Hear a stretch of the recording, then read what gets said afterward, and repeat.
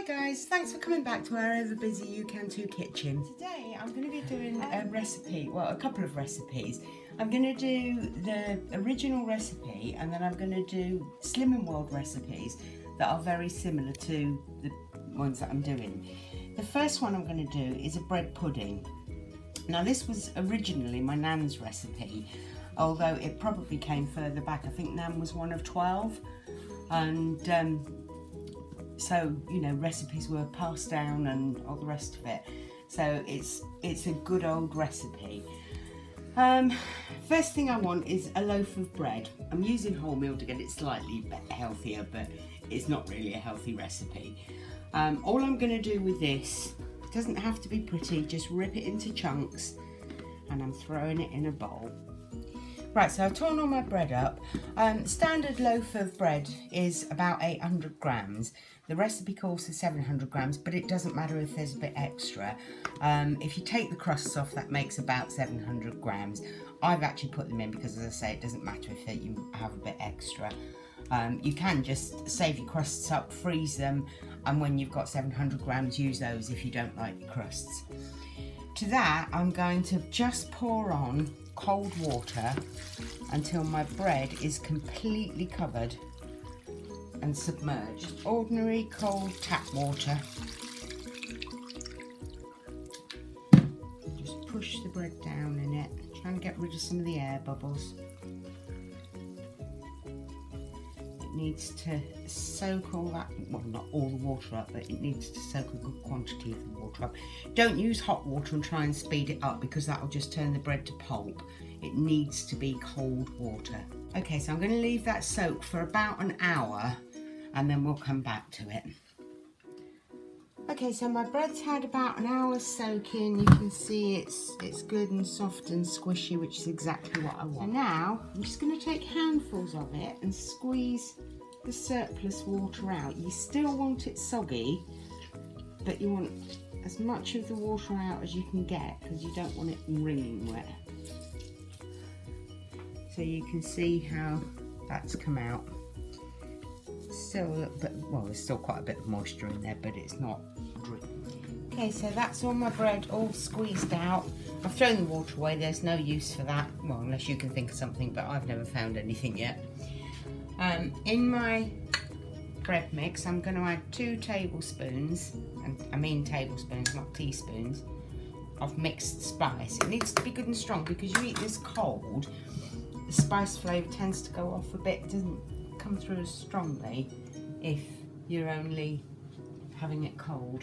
I mean, you can have it hot, you can have it as a pudding if you want. That I'm adding 350 grams of dried mixed fruit. It's the one with the mixed peel in it. If you don't like mixed peel, just use a mix of sultanas, currants, raisins, whatever dried fruit you want, but this is the recipe that I was given as a child and this is the recipe I always use. I'm going to add 250 grams of granulated sugar and I'm going to do 175 grams. I'm using margarine today. The recipe I grew up with, they used lard because obviously it's cheaper and it was more readily available. And I'm sure my grandmother and my mum grew up with the same. You can use butter if you want. I actually find it a bit too rich with butter. Marge you can get away with, but if you want it really, really nice, then go with lard. Okay, so I've got 175 grams of margarine and that's just going straight in with everything else. It's just a chuck it all in recipe, it's lovely. I've got nutmeg to go in now. You can buy ground nutmeg, but I like the whole nutmeg because it's fresher. You get a much better taste, better smell, everything.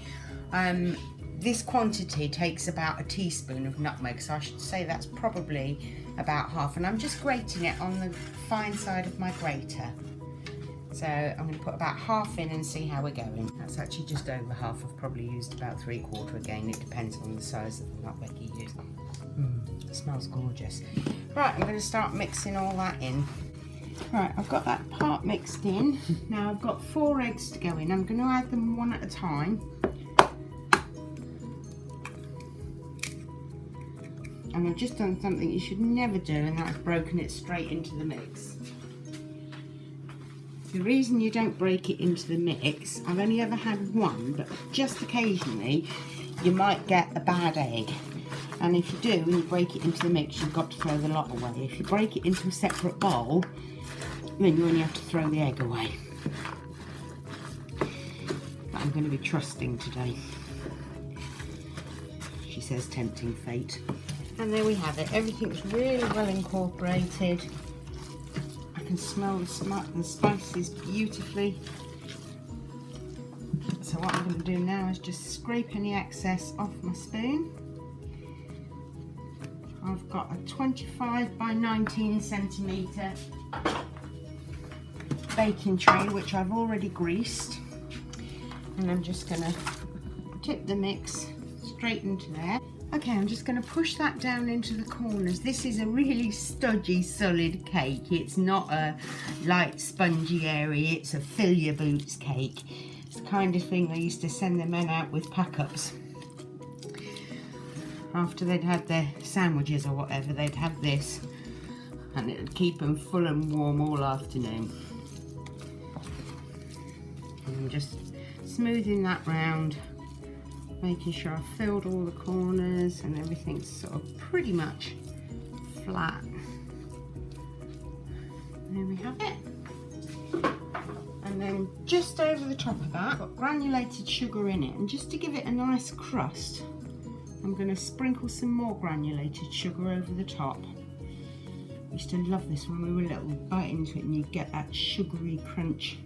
It's absolutely gorgeous. Make sure I go right up to the edges. Right, so that's going into the oven for about an hour. I'll check it after an hour. It's going in at gas mark 4, which is 350 degrees Fahrenheit or 180 degrees centigrade. So it's actually had about an hour and a quarter in the oven. It's still really hot, but I want to show you what it's like when it's cut. I'm going to leave it in the tin to set for a little while though, because it does cut better cold, or it comes out of the tin better cold. And it smells absolutely gorgeous. It just takes me straight back to my childhood. We'd all be hovering around the kitchen as Mum took it out of the oven, waiting for that first slice, and it's absolutely beautiful. I mean, you may hate it, but we love it. So, let's say I'm going to get about 16 slices out of this. It's nice and gooey. Okay guys, so there it is, my Nan's bread pudding, and as I say, it brings back loads of lovely memories for me, and I really hope you guys like it too. So that's about it for this video. I hope you've enjoyed watching, and I hope it will get you cooking really soon, because you can too. Please, please, please like this video for us, subscribe to our channel, share it with your friends. We'd love more people watching, and touch the little bell icon to get notifications when we post more videos.